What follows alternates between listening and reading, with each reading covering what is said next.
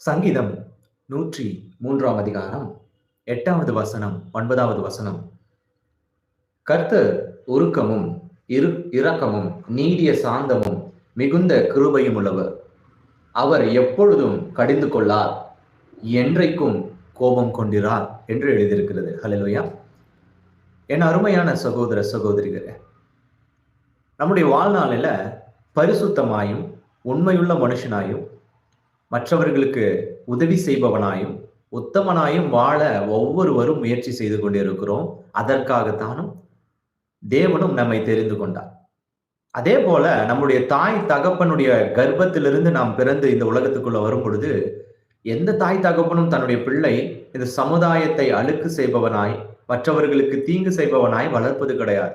அவனை ஒரு நல்ல சமுதாயத்தில் ஒரு நல்ல மனிதனாக மகளாக வளர்க்கிறார்.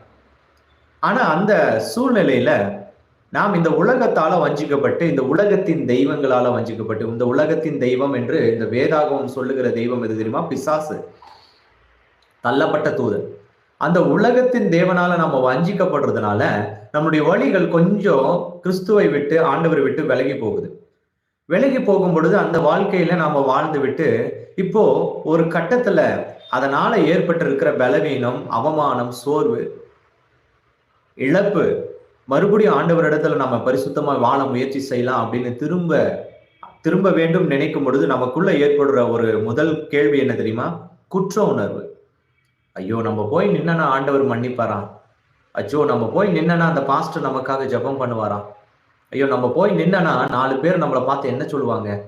நேற்று வரைக்கும் குடிகாரனா இருந்தேன், நேற்று வரைக்கும் ஒரு கொலைக்காரனா இருந்தேன், நேற்று வரைக்கும் வட்டிக்கு கொடுத்துட்டு இருந்தேன், நேற்று வரைக்கும் மற்றவர்களுக்கு தவறான வழிநடத்தலை காத்துட்டு இருந்தேன், இப்போ நான் போனேன்னா என்ன அதே கண்ணோட்டத்துல பார்ப்பாங்களே அப்படின்ற மனநிலையில அநேகர் என்ன செஞ்சிடறாங்கன்னா அந்த குற்ற உணர்ச்சியில ஆண்டவரிடத்துல திரும்புவது தாமதிச்சிடுறாங்க. அத ஆண்டவரிடத்துல திரும்புவதற்கு ஒரு ஒரு அந்த அந்த குற்ற உணர்ச்சியிலேயே வராம என்ன செஞ்சிடறாங்கன்னா காலத்தை கடத்திடுறாங்க.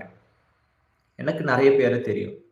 ஒரு போலீஸ் அதிகாரி அவருடைய அந்த வேலை ஸ்தலத்துல அவர் செய்த சில காரியங்களினால அவர் ரிட்டையர்மெண்ட் ஆகிற வரைக்கும் அது தவறுன்னு தெரிஞ்சும் அவருடைய சூழ்நிலை, அவருடைய வேலை ஸ்தலம், அவருடைய அதிகாரிகள் அந்த காரியங்கள்னால திரும்ப திரும்ப திரும்ப திரும்ப அப்படிப்பட்ட அந்த லஞ்சம் வாங்குவது, மற்ற அதிகாரிகளுடைய பேச்சை கேட்டு நியாயம் இல்லாத காரியங்களை செய்வது, நியாயத்துக்கு எதிராக நடப்பது, நீதிக்கு எதிராக காரியத்தை செய்வது. ஆனால் அவர் ஒரு கிறிஸ்தவர். ஒரு நாள் வந்துச்சு, ரிட்டையர்மெண்ட் வந்துருச்சு. ரிட்டையர்மெண்ட் காலகட்டம்.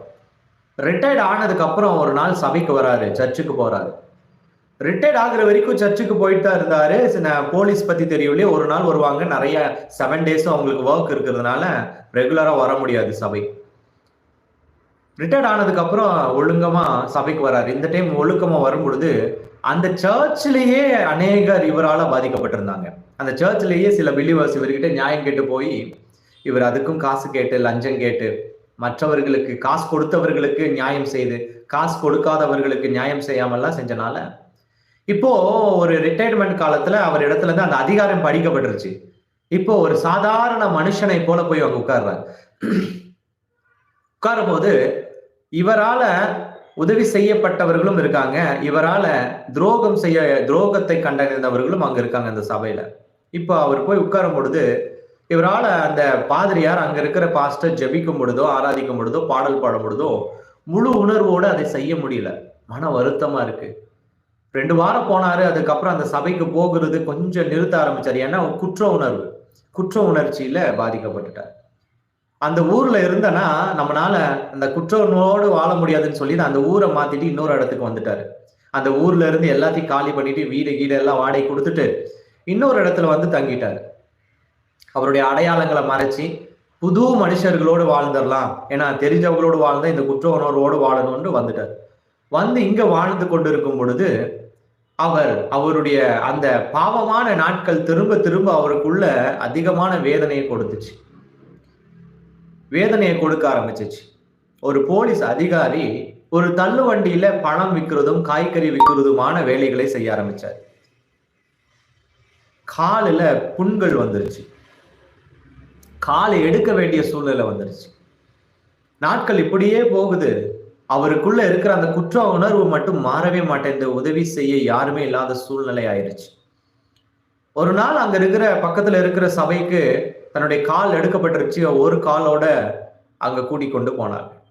அந்த சபையில போய் உட்காரும் பொழுது ஒரு தேவ ஊழியன் இந்த வார்த்தையை, இந்த சங்கீதத்தில் இருக்கிற இந்த வசனத்தை வாசித்து காட்டும் பொழுது அவருக்கு, நான் இவ்வளவு காலம் இழந்து போனதையெல்லாம் நான் பெற்றிருக்கலாமே, நான் இழந்து போய்விட்டனே என்று சொல்லி அழுத நாட்கள் இருக்கு. அது இந்த வசனம். தேவன் எப்படிப்பட்டவர் என்று அநேகருக்கு தெரிய மாட்டேங்குது. கிறிஸ்து இயேசு எவ்வளவு அன்புள்ளவர் என்று இன்னும் உங்களுக்கு தெரிய மாட்டேங்குது. ஒரு பாவம் செஞ்சிட்டோம்னா அவரிடத்துல போய் மன்னிப்பு கேட்க நமக்குள்ள இருக்கிற குற்ற உணர்வு நம்மளை போக விடாமல் செய்யுது. உங்க சபையில உங்க ஊழியருக்கு தெரிஞ்சிருச்சு, சரி, அதனால என்ன? எல்லாரும் மனுஷன்தான், பாவம் இல்லாத மனுஷன் ஒருவனும் கிடையாது. நம்ம கிறிஸ்துவ பற்றி நீங்க தெரிஞ்சுக்கிட்டீங்கன்னா உடனடியா போய் அந்த குற்ற உணர்வுல இருந்து நீங்க மீட்கப்படுவீங்க. அந்த போலீஸ் அதிகாரி அந்த குற்ற உணர்வோட இருந்தனால தான் அந்த வீடை மாத்திட்டு வர வேண்டியதாச்சு. அவருடைய சுற்றத்தாரை விட்டுட்டு வர வேண்டியதாயிருச்சு. இங்க புதிய இடத்துக்கு வந்து காலை இழக்க வேண்டியதாயிருச்சு. இவ்வளவு இழப்புக்கு காரணம் என்ன தெரியுமா? நம்முடைய பாவத்தை மறைத்து கொண்டே வாழ்வது, பாவத்தை மறைத்து கொண்டே ஆண்டவருடைய சன்னிதானத்துக்கு போகாமல் இருப்பது. அவர் என்றைக்கும் கோபம் கொள்வதில்லைன்னு எழுதி இருக்கு. மறுபடியும் வாசிக்கணுமா? இங்க பாருங்க, கர்த்தர் உருக்கமும் இரக்கமும் நீடிய சாந்தமும் மிகுந்த கிருபை உள்ளவர். What is the meaning of கிருபை? கிருபைன்னு என்னங்க? வாய்ப்பு, இன்னொரு வாய்ப்பை கொடுக்கிறாரு. ஐயோ, என் பிள்ளை தவறா செஞ்சிட்டான், ஒரு வாய்ப்பு கொடுக்கலாம். 50 வருஷம் பாவம் செஞ்சிருக்கலாம். அவர் நீடிய பொறுமையோடு இருந்தார், நீ ஒரு நாள் திரும்புவேன் என்று சொல்லி. 25 வருஷம் பாவம் நீ செஞ்சிருக்கலாம் வாலிப பிராயத்துல. ஆண்டவர் பொறுமையோடு இருந்தார், உன் மீது உருக்கத்தோடு இருந்த என் பிள்ளை, நான் அவனை ஏன் தண்டிக்கணும்? வருவான், கட்டாயம் வருவான் என்று சொல்லி உன் மீது அந்த பொறுமையோடு அன்போடு காத்து கொண்டு இருக்கிறார். அதுதான் நீங்க சொல்லப்படுது, அவர் எப்பொழுதும் கடிந்து கொள்ளார். ஆமென். அவர் எப்பொழுதும் கடிந்து கொள்வது கிடையாது. என்றைக்கும் கோபம் கொண்டிரார். என்றைக்கு ஆண்டவர் உங்களோடு பேசிக் கொண்டிருக்கிறார். என் சகோதரனே, இந்த காணொலியை நீ பார்த்து கொண்டு இருக்கியா? என் சகோதரி, இந்த காணொலியை பார்த்து கொண்டு இருக்கீங்களா? என் தாய் தகப்பனே, அரசு அதிகாரிகளே, இந்த காணொலியை நீங்க பார்த்து கொண்டு இருக்கீங்களா? ஒருவேளை உங்களுடைய அரசு அதிகாரங்கள்னால, அந்த அதிகாரத்தில் இருக்கும் பொழுது எத்தனையோ பாவங்கள் செஞ்சிருக்கலாம். அந்த அதிகாரம் உங்களுக்கு பாவத்தை தூண்டி இருக்கலாம். அந்த அதிகாரம் பாவம் செய்ய வைத்திருக்கலாம். இப்பொழுது ரிட்டையர்மெண்ட் ஆயிட்டீங்க, அந்த அதிகாரம் உங்களிடத்துல இருந்து பறிக்கப்பட்டுருச்சு. இப்ப பாவம் செய்தவர்கள் எல்லாம், துரோகம் செய்தவர்கள் உங்களை சுற்றி இருப்பாங்க. நீங்க யாருக்கெல்லாம் துரோகம் செஞ்சீங்களோ, பணத்துக்காக என்னெல்லாம் செஞ்சீங்களோ, அவர்கள் சுற்றி இருக்கும் பொழுது இந்த வயதான காலத்துல அது உங்களுக்கு சாபமாய் உங்களுடைய இருதயத்திற்குள்ள குற்ற உணர்வோடு வாழ்ந்துட்டு இருக்கீங்களா? குற்ற உணர்ச்சியோடு வாழ்ந்துட்டு இருக்கீங்களா? ஆண்டவர் மறுபடியும் சொல்றாரு, அந்த குற்ற உணர்ச்சியை உன்னை விட்டு எடுத்து போடு இயேசுவின் நாமத்தினால. நம் கிறிஸ்து இயேசு சொல்றாரு, அவர் மன உருக்கம் உள்ளவர், நீடிய பொறுமையோடு உனக்காக காத்திருந்தார். அவர் என்றைக்கும் கோபமா இருப்பதில்ல. போ, முழங்கால் படியிடு. இந்த ஜெபத்தை நீ கேட்டுக்கொண்டு இருக்கிறியா? உடனே முழங்கால் படியிடு. தேவன் உன்னை மன்னிக்க விரும்புகிறார். தன்னுடைய பிள்ளையா ஏற்றுக்கொள்ள விரும்புகிறார். உன்னையும் தன்னுடைய தோளில் சுமக்க விரும்புகிறார். உன்னை நேசிக்கிறார். என் தேவன் உன்னை நேசிக்கிறார். கண்களை மூடி ஜெபிக்கலாம்.